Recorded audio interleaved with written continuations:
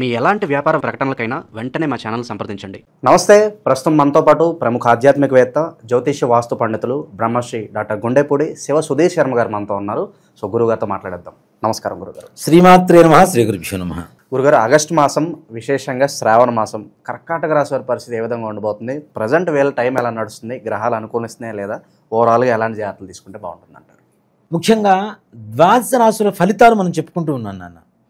ఈ ద్వాదశ రాశుల ఫలితాలు రాశి ప్రకారం ప్రతి ఒక్కరి జాతకం ఇలానే ఉంటుంది అని చెప్పడం అనేటువంటిది ఎక్కడా కూడా జ్యోతిష్ శాస్త్రంలో లేదు. ఒక రాశిలో కొన్ని కోట్ల మంది పుడుతూ ఉంటారు. అందరి జాతకం ఒకేలాగా ఉండాలని గ్యారంటీ ఎక్కడా లేదు.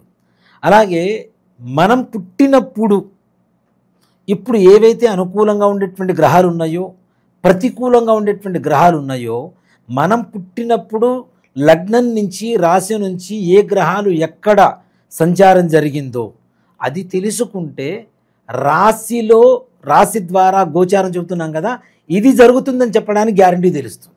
ముఖ్యంగా కర్కాటక రాశి వారి లక్షణాలకు వస్తే స్థిరమైనటువంటి ఆలోచన, దేనికి రాజీ పడినటువంటి ఆలోచన, అనుకున్న పని తప్పనిసరిగా ఎంత కష్టమైనా చేసేటువంటి, శ్రమకి ఎక్కడా వెనకాడనటువంటి తత్వం.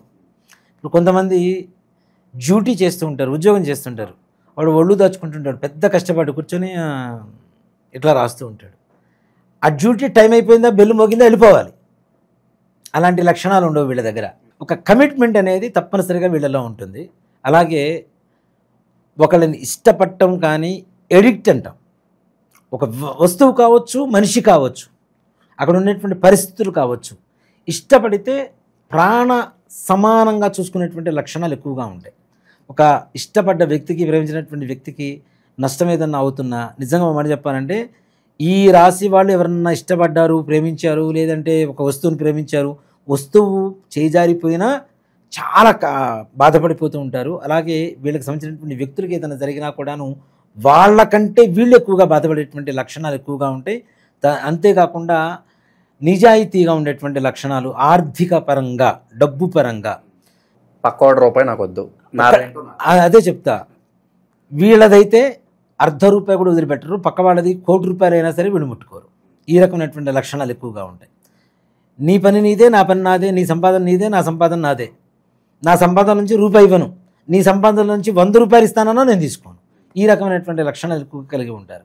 ఇక ఆగస్టు మాసంలో ఈ యొక్క కర్కాటక రాశి వాళ్ళకి ఎలా ఉండబోతుంది అంటే, సంపూర్ణమైనటువంటి అనుకూలమైనటువంటి వాతావరణం, అనుకున్న సమయానికి అనుకున్న పనులు సకాలంలో పూర్తి చేయగలిగినటువంటి సామర్థ్యత, వీళ్ళకి వ్యక్తుల సహాయ సహకారాలు సంపూర్ణంగా అందుతాయి. ఎక్కడెక్కడి నుంచో వస్తారు, ఎవరో వస్తారు, ఎలానో పరిచయం అవుతూ ఉంటారు. ఆగస్టు నెలలో మీకు మీ చుట్టుపక్కల ఉండేటువంటి వాళ్ళ సహాయ సహకారాలతో ఉద్యోగ వ్యవహారం కావచ్చు, వ్యాపారం కావచ్చు, పని కావచ్చు, వృత్తి కావచ్చు, ఏదైనా కావచ్చు, వీళ్ళ జీవితంలో ఆనందోత్సవాలు వెల్లివిరిసేటువంటి రోజులుగా ఆగస్టు మాసాన్ని తప్పనిసరిగా చెప్పుకోవచ్చు. దాంట్లో ఏమాత్రం ఎప్పటి నుంచో పెండింగ్లో ఉన్న పనులు కూడా పూర్తి అవకాశాలు సంపూర్ణంగా ఆర్థికంగా ఉన్నత స్థానానికి వెళ్ళేటువంటి అవకాశం. ఇప్పుడు అసలు ఏమీ లేని వాడు ఎట్లా వెళ్తాడండి? వాళ్ళ స్థాయికి తగ్గట్టుగా వాళ్ళకున్న దాంట్లో బెటర్మెంట్ దొరుకుతుంది. నాట్ బెటర్మెంట్, బెస్ట్ ఇవ్వబోతుంది ఆగస్టు మాసం. కాబట్టి దానికి మనం సిద్ధంగా ఉండాలి. దానికి తగ్గ కృషి మనం చేయాలి. కష్టపడకుండా ఇంట్లో కూర్చున్నాను, నా గ్రహాలు బాగున్నాయి, ఇంట్లోకి డబ్బులు రావాలంటే రావు. మనం చేసే పని మనం చేస్తూనే ఫలితం భగవంతుడి మీద వదిలిపెడితే తప్పనిసరిగా గ్రహ అనుకూలత ఏదైతే ఉందో సంపూర్ణంగా విజయ యోగాన్ని ఇస్తుందని చెప్పడంలో ఏమాత్రం కూడా సందేహం లేదు. గోచార పరంగా ఎలాంటి వ్యాపారాల్లో ఇన్వెస్ట్మెంట్లు పెడితే బాగుంటుంది? ఇక్కడ గోచార పరంగా మీరు అడుగుతున్నారు నాన్న, కానీ వ్యక్తిగతమైనటువంటి జాతకాన్ని చూస్తేనే వాళ్ళకి ఏ రకమైనటువంటి వ్యాపారం బాగుంటుంది. కర్కాటక రాసే వాళ్ళకి మిల్క్ ప్రొడక్ట్స్ అమ్మండి బాగానే ఉంటుందని చెప్తా. అందరూ అదే చేస్తాను అంటే అది కరెక్ట్ కాదు కదా. అది వాళ్ళ వ్యక్తిగతమైనటువంటి జాతకాన్ని చూసినప్పుడు మాత్రమే వాళ్ళ జాతకంలో ఏ రకమైనటువంటి వ్యాపారం బాగుంటుంది. కొంతమందికి ఇనుము బాగుండొచ్చు, కొంతమంది మెడికల్ బాగుండొచ్చు, కొంతమందికి ఫుడ్ బాగుండొచ్చు, కన్స్ట్రక్షన్ బాగుండొచ్చు, శాండ్ కావచ్చు, బ్రిక్స్ కావచ్చు, సిమెంట్ కావచ్చు.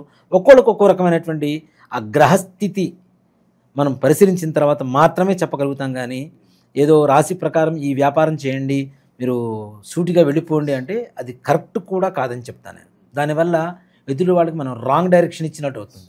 కరెక్ట్ డైరెక్షన్ కావాలి అంటే తప్పనిసరిగా వ్యక్తిగత జీవితం జాతకం పరిశీలన జరగవలసిందే. దాంట్లో ఏమాత్రమైనటువంటి సమస్య లేదు. ఓవరాల్గా కర్కాటక రాశి వాళ్ళు ఎలాంటి బిజినెస్లు చేస్తే బాగుంటుంది అంటే ఇందాక చెప్పినట్టుగానే మిల్క్ ప్రోడక్ట్స్, అలాగే డెకరేటెడ్ ఐటమ్స్, ఫ్యాన్సీ ఐటమ్స్. అసలు వీళ్ళకి ఈ రకమైనటువంటి లక్షణాలు ఎక్కువ. అంటే వీళ్ళకి ఇష్టం అలంకరించుకోవడం,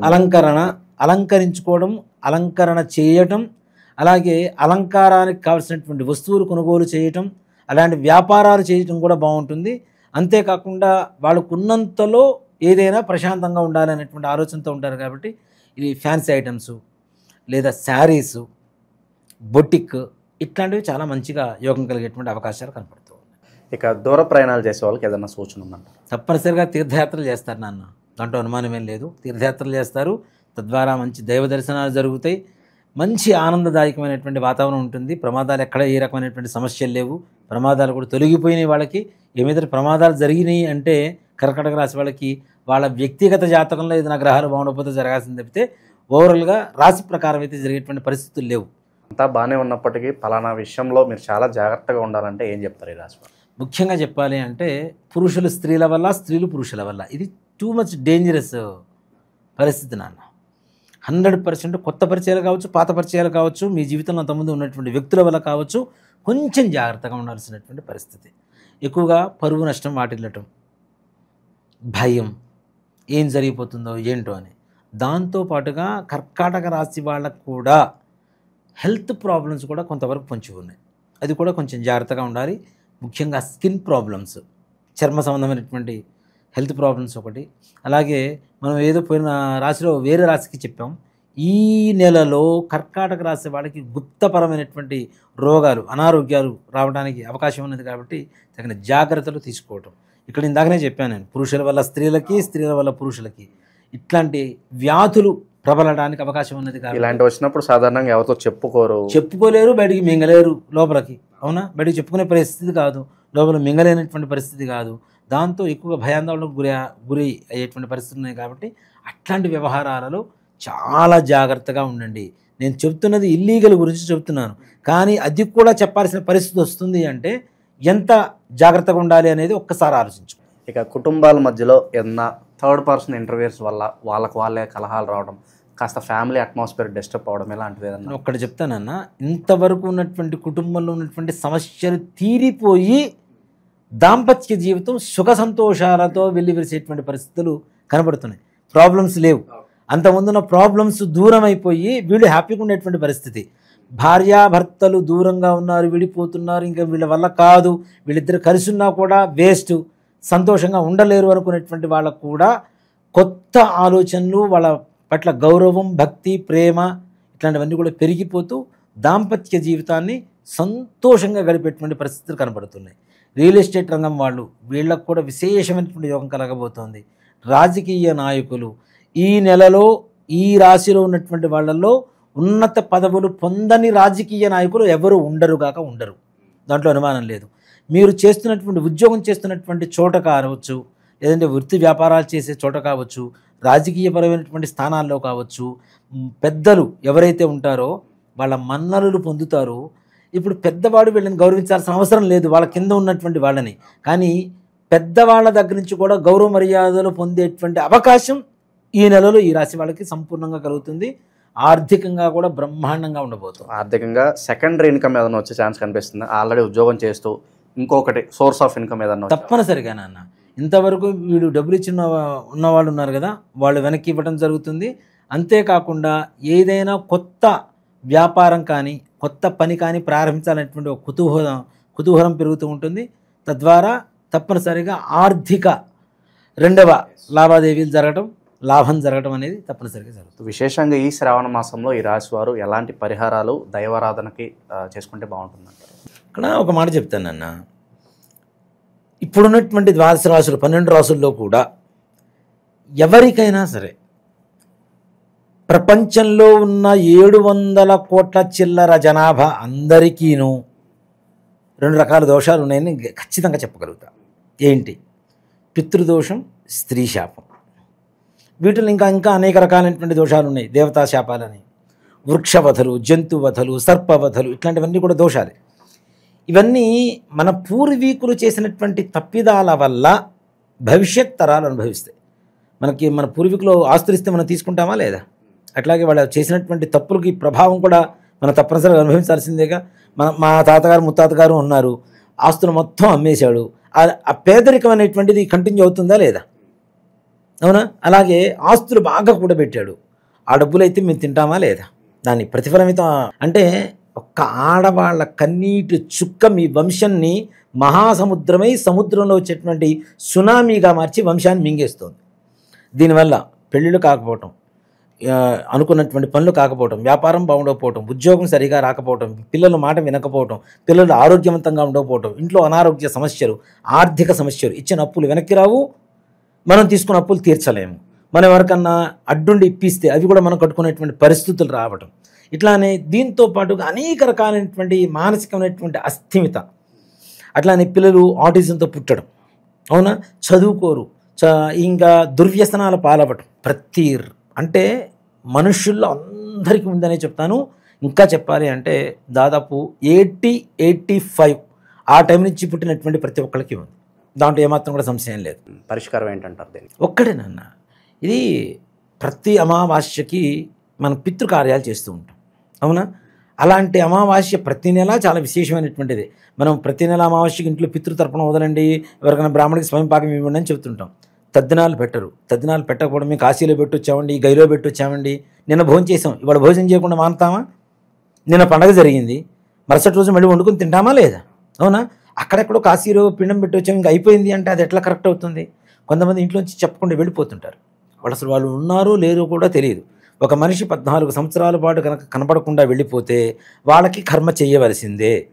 అది చేయట్లేదు, అవి వదిలేస్తున్నాం. అసలు ఇప్పుడు ఉన్నారో లేదో కూడా తెలియదు, వదిలేస్తున్నాం. ఇలాంటివి తద్దినాలు పెట్టకపోవటం, కర్మలు సరిగా చేయకపోవటం, శ్రాద్ధం శ్రద్ధతో పెట్టకపోవటం, తల్లిదండ్రులు ఇచ్చినటువంటి జన్మ, వాడిచ్చినటువంటి విద్య, వాడిచ్చినటువంటి శరీరం, రక్తం, మాంసం, దీంతో పాటుగా వాడిచ్చినటువంటి జ్ఞానంతో మనం బ్రతుకుతున్నాం. ఇన్ని ఇచ్చినటువంటి వాళ్ళ రుణం తీర్చుకోవాల్సిన అవసరం ఎవరికి ఉంది? కొడుకుంటాం, అవునా. ఇలా కొడుకు చేయకపోవటం వల్ల కొడుకులు పుట్టకుండా కేవలం కూతుళ్ళే పుట్టేటువంటి దోషం కూడా ఈ దోషం ద్వారా కనబడుతూ ఉంటుంది. అంటే ఇక వంశం లేదుగా. నెక్స్ట్ ఇంటి పేరు ఎక్కడుంది? ఆడపిల్లలే పుడితే ఇంకో ఇంటికి అమ్మాయిని ఇస్తావు, అమ్మాయి ఇంటి పేరు అబ్బాయి ఇంటి పేరు అవుతుంది, కానీ నీ ఇంటి పేరు లేదు కదా, అయిపోయింది కదా, శాశ్వతంగా నీ వంశం నిర్వంశం అయిపోతుంది. ఇలా అసలు పిల్లలు పుట్టకపోవటం కూడా, అనుకున్న పని ఏ ఒక్కటి పూర్తి కావటం లేదా. సింపుల్గా చెప్పాలంటే ప్రశాంతంగా మీ జీవితంలో లేరా అంటే మీ వంశంలో, మీ పూర్వీకుల్లో ఆడవాళ్ళు మగవాళ్ళు 60 ఏళ్ల లోపల heart problem, kidney problem, liver problem, brain stroke, suicide, accidents, cancer ఇట్లాంటి కారణాలతో చనిపోయారు. మీ పూర్వంలో 2 వేసి పెళ్ళిళ్ళు చేసుకున్నారు, ఇంట్లో భార్య ఉండగా కూడా ఇల్లీగల్ కాంట్రాక్ట్స్ పెట్టుకొని ఇంట్లో ఉన్న ఆడవాళ్ళని బాధ పెట్టారు. భర్త ద్వారా భార్య కావచ్చు, అత్తమామల ద్వారా కోడలు కావచ్చు, ఆడపడుచు ద్వారా వదిన కావచ్చు, వదిన ద్వారా ఆడపడుచు కావచ్చు, మరుదుల ద్వారా బావల ద్వారా మరదలు కావచ్చు. ఇలాంటి వాటికి ప్రతి నెల అమావాస్య మా ఆధ్వర్యంలో జరుగుతూ ఉంటుంది.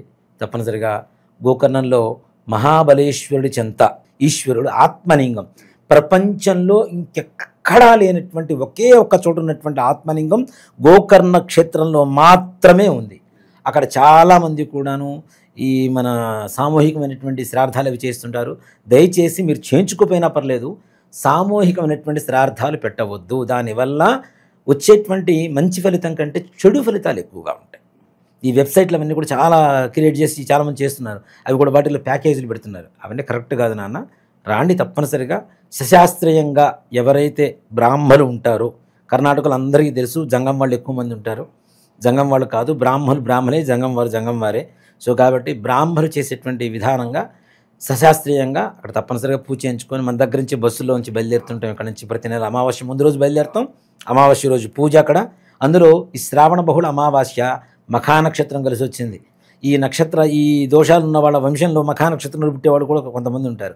మఖా నక్షత్రం కలిసి వచ్చినటువంటి అమావాస్య, శ్రావణ బహుళ అమావాస్య చాలా విశేషమైన ఈ ఆగస్టు మాసంలో వచ్చే అమావాస్య. ఈశ్వరుడికి, వెంకటేశ్వర స్వామి వారికి, లక్ష్మీదేవికి, గౌరీదేవికి, పితృదేవతలకి, చంద్రుడికి, ఇంతమందికి ఇష్టమైనటువంటి మాసం ఇది. ఇంతమంది మాసం ఇష్టమైనటువంటి దేవతలకి ఆరాధనకి అర్హత కలిగినటువంటి మాసంలో శ్రావణ బహుళ అమావాస్య ఆగస్టు 23వ తారీఖు అయింది. 22వ తారీఖు ఇక్కడ బయలుదేరుతాం. 23వ తారీఖు పూజ ఉంటుంది. మరలా చేయించుకొని 24వ తారీఖు ఉదయం 11 గంటల గల హైదరాబాద్లో ఉంటాం. కాబట్టి రావాలనుకున్నటువంటి వాళ్ళు అందరూ రాండి తప్పనిసరిగా. నా ఆధ్వర్యంలో, అంటే నేను చేయించడం కాదు, నేను అక్కడ బ్రాహ్మణులు పెట్టి చేయిస్తూ ఉంటాం. తప్పనిసరిగా నేను కూడా కలుస్తాను మిమ్మల్ని అక్కడ. తప్పనిసరిగా రాండి రావాలనుకున్న వాళ్ళు. దయచేసి సామూహికంగా చేయించుకోవద్దు. సో కాబట్టి దీనికి ప్రత్యక్ష నిదర్శనం ఇంకోళ్ళు కాదండి, నాకు నేనే 2018లో నేను చేయించుకున్నాను. నాది లైక్ శబరి తత్వం. నాది భక్తి అంటే శబరి తత్వం. రాముడికి పండ్లు ఇచ్చేటప్పుడు ఆవిడ ఎంగిలి చేసి బాగుందా లేదా అని టేస్ట్ చూసి మరీ ఇచ్చింది.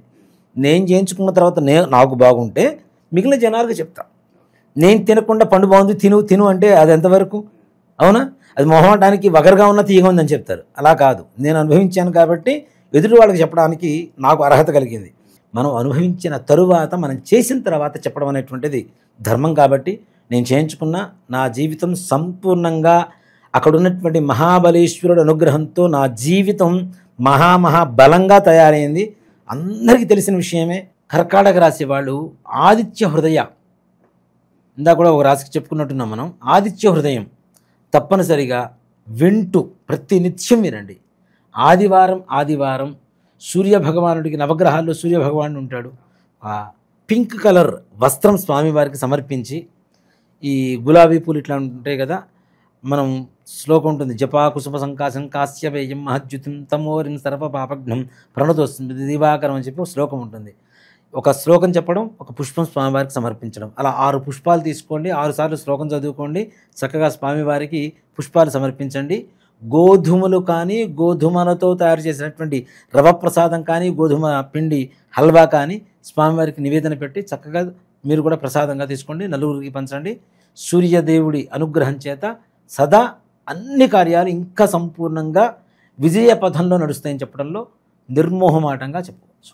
ఓవరాల్గా ఈ రాశి వాళ్ళందరికీ ఈ మాసం ఎలా ఉండబోతుందో మీ మాటలో చాలా చక్కగా వివరించారు. ధన్యవాదాలు. శ్రీమాత్రే నమః. శ్రీ గురుభ్యో నమః.